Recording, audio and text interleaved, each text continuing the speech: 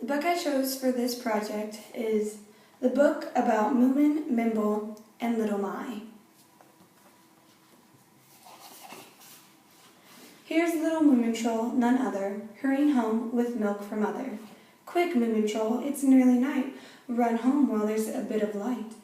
Don't hang around in woods like these. Strange creatures lurk between the trees. The wind begins to howl and hiss. Now guess what happens after this?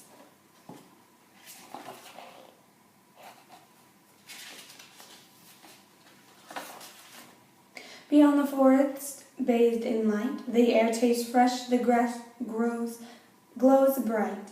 The sun shines down on fields of flowers. Moomin Trolls walked for hours and hours, but happy to be homeward bound, he kicks his legs and leaps around.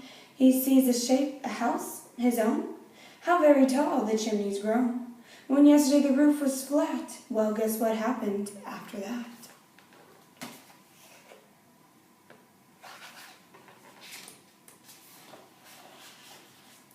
That's not a roof or a chimney pot, it's Mimble's hair, tied in a knot. She's weeping on a big tin can. Poor thing, thought Mimble Troll, and ran to Mimble, begging, please don't cry. I've lost my sister, Little My, she told him and began to yell. She ran away, oh Moomin, help. Moomin Troll frowned. Well, let's begin by checking if she's in this tin. Some villain might have stashed her in it. Now guess what happened in a minute.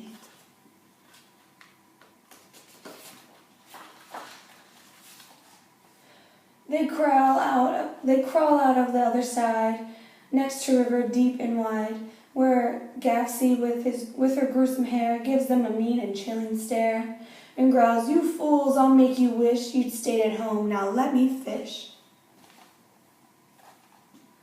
Mimble says, quick, let's go, she'll bite, and Moomin Troll says, yes, quite right. Perhaps your sister's in this cave, they tiptoe in, they must behave, and find poor Little My somehow. Well, guess what happens to them now?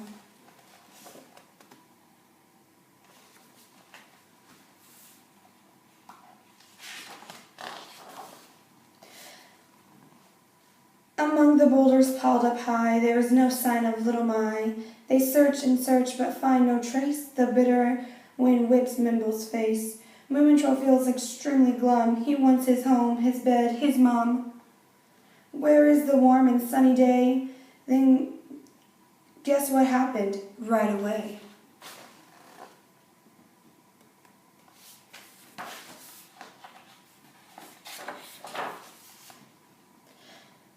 Himmelin with a vacuum hose had got some house dust up his nose. Spring cleaning thought wasn't spring. Was Himmelin's most favorite thing. Disaster struck. His greedy hoover, sucking hard enough to move a mountain, swallowed both our friends into its tube around the bends. Both Moomin Troll and Mimble flew. Moomin Troll's milk was sucked up too. He shouted through the gunk and fluff, oh, mother, help, I've had enough. A stroke of luck, who should walk by but Mimble's sister, Little My. While taking a relaxing stroll, she'd heard the cries of Moomin Troll. She cut the tube and pulled it back. Mimble and Moomin Troll were back, with dust from head to toe. My laughed. Blimey, the two of you look daft. We've saved you, My, cheered Mimble. Phew, Himmelin, see things through and through. Chased them away like dust and mess, and guess what happened? Go on, guess.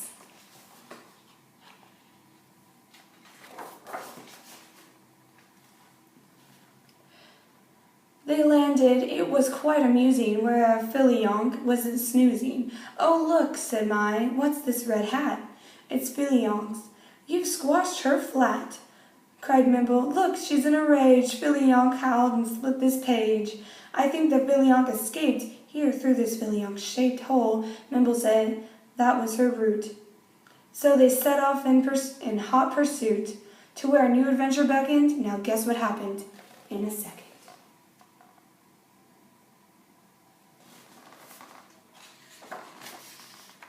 The hunt is not a huge success. They find the Philionk's red dress, But as for Philionk, the creature, sad to say, she doesn't feature. Golly, now she'll have to buy a new dress, said little Mai. A storm flares up, the lightning flashes, on the beach a wild wave crashes. It simply shouldn't be so scary, bringing milk back from the dairy. My mother needs this milk tonight, says Moomin Troll. Oh look, a light! A sign of life, a friend, a guide.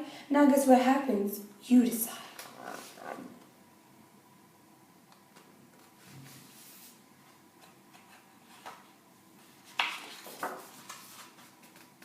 What an odd sight. What can it be? Some hat-fatteners sipping tea, hundreds of the electric chaps who smell of burnt-out thundercaps. Let's go, said Mai. We'd better dash before they turn us into ash. Fattering hats, helped Mimble. Quick, now guess what happens in a trick?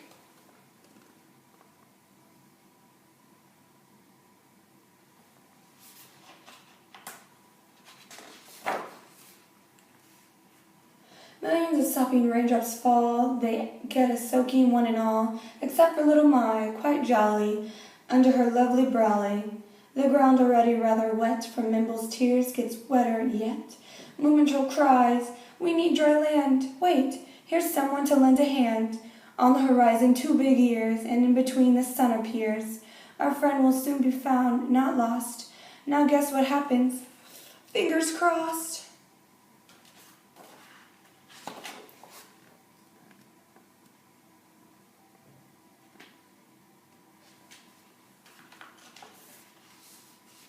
Welcome home, Moomin, safe and sound, and welcome friends, come gather round. What a relief it is to tell, a tale that ends supremely well, where lovely Moomin Mama sat, collecting berries in a hat. Time for a feast, said Mama, drink. Scrumptious delights all around, I think, a shell, a rose, a fresh-baked bun. Oh, I'm so glad to see my son. And gorgeous milk, there's milk galore. Now guess what happens just once more.